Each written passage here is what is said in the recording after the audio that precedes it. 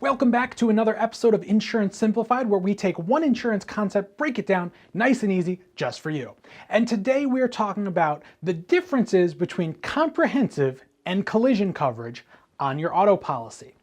Now, in the simplest of terms, comprehensive is anything that happens to your vehicle when it's not in motion, and collision is anything that happens while your vehicle is driving down the road. Now, there is one exception, and that is animals. Animals have become a comprehensive loss, even though typically, could happen I guess, but generally speaking, you're driving when you run into an animal. I guess the deer could run into the side of your car while it's parked in the driveway, but then how much damage is it going to cause? You're really going to file a claim? I don't know. Anyway, over recent years, animals have become a comprehensive loss versus a collision loss, which kind of gums up the works of, vehicle in motion collision versus not in motion whatever. Anyway, that is how it is. So aside from animals, if your vehicle's in motion, it is a collision.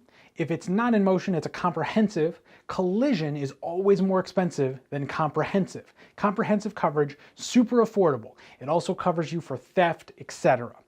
If you have a vehicle and it's not a total dumpster drive, you should probably have comprehensive, at least for the full glass and the animals. Just my 2 cents. Thanks for tuning in. Really appreciate it. Have a great one.